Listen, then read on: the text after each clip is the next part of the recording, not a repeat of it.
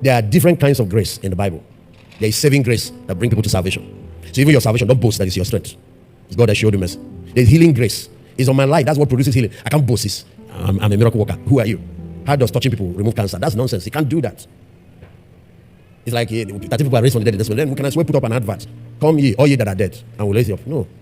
Grace. Grace is the G factor. But there are different versions. It's multifaceted. 1 Peter chapter 4 verse 10 said, as any of you, every one of you have received gifts. Whatever gift. Because every gift you have is God's grace. How much did you pay for the beauty you have? How much did you pay for that musical talent? There are some people you meet that are really well built. There's this one you can acquire in the gym. I'm not talking about gym. There are some ladies you meet that are really well finished. Yes. Their grace is physical beauty. The curves, everything they have. You meet another lady that doesn't have that. You don't have to have the one the other person has. There are other grace. You didn't have it in beauty, have it in intellect. You didn't have it in beauty, have it in morals, in character. Oh, the beauty of character, the beauty of the heart is better than physical beauty. Go and say a lot of pretty girls that are not married. Nobody's. Because beauty is only for marketing, to attract. It can't keep. Inner beauty keeps.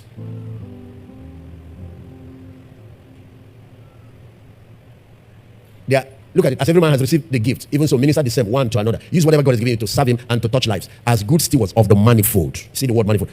It's multidimensional. Grace of God. Grace is multidimensional. I carry about 7 types on my life, so I know. I didn't start with all of them. That's why James chapter 4 verse 7 says he giveth more grace. You have this one, you can ask for more. Salvation is not all there is to this thing. So when it comes to sanctification, living godly, some people think it's just them struggling. I make all the promises. No, ask God. There is sanctifying grace. There is financial grace. And it brings prosperity. Things will just be happening.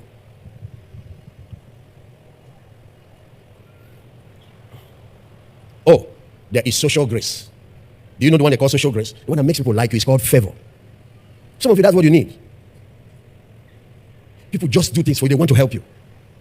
You enjoy kindness. You draw goodness and kindness out of people. And some of those people can be mean too. Because you have the favor of God in your life. But this preserving grace is one of the greatest things people need who are living in the last days. Because of the kind of dangers everywhere. That one is about divine protection. No man can kill you, no witch is nothing.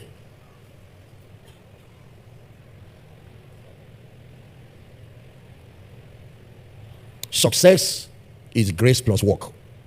Those who have grace must maximize it through work. If not, you are abusing the grace of God. Grace is free gift.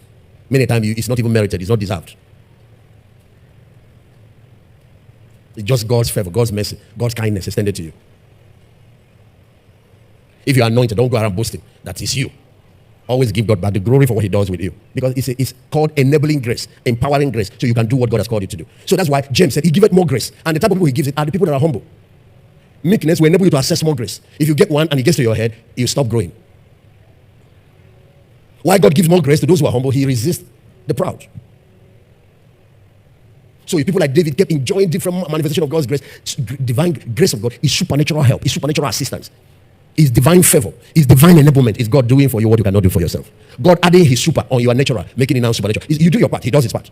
Okay, a good example of that, 1 Corinthians chapter 15 verse 10, please. So that when we teach grace, it doesn't mean you become careless, you don't do your part. Look at it.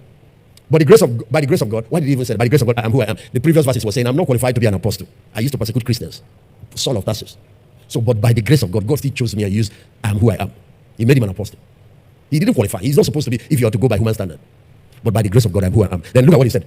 And his grace, which was bestowed upon me, was not in vain. I didn't waste it, but I labored more abundantly than they all. He said, now that I know I'm not supposed to be here, and God showed me kindness, I'm going to beat Peter in ministry. I will beat John. I will bring more soul. I beat all the other apostles. I labored more than them all. You don't receive grace and waste it. You put it to use. God anoints you. You don't sit on the anointing. You start using it to help people. You don't get healing anointing. You don't use it to minister to the sick. As everyone has received any gift or any grace, use it to minister one to another. As good stewards of the manifold grace of God. As good stewards. Then I conclude with a thought. There is an aspect of grace that has never ceased to amaze me. I have found 7 things that can give people access to more grace. Humility is one of them. Giving is one of them. Giving. When the Bible says things like give, it shall be given to you, good measure, pressed down, shaken together, shall men. Giving gives you favor with human beings. Everybody's complaining recession. What is recession? Grace supersedes any type of circumstance. It will single you out where other people are sinking, and you just be flying. It doesn't matter what is going on. That's why it's called the G factor.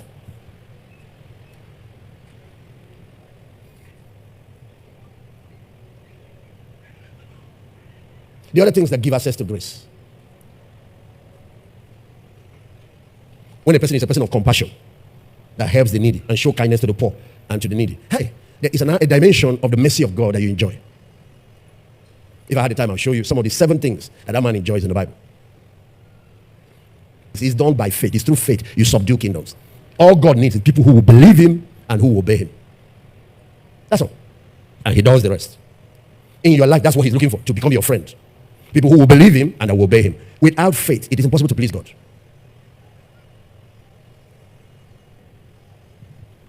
You know, I said something about grace.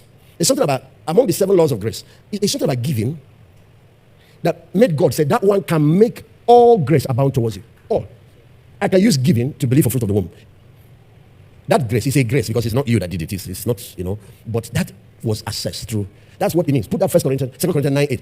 God is able to make all grace, all types of grace abound towards, not just for finance and business. So you having all sufficiency in all things may abound to every good work. What is the key here? Is it not the verse before it? Show that verse. As any man has proposed in his heart, let him give. Yes, please. Every man according as he proposed in his heart, so let him give. Don't do it grudgingly. Don't do it of necessity, for God loves a cheerful giver. Now listen, anytime you study the Bible, you see anything that they tell you that God loves, that is something that gives you divine favor. There are 2 kinds of favor. There's favor of God. There's also favor with man. Anything they tell you that pleases or that God loves is something that gets you divine favor.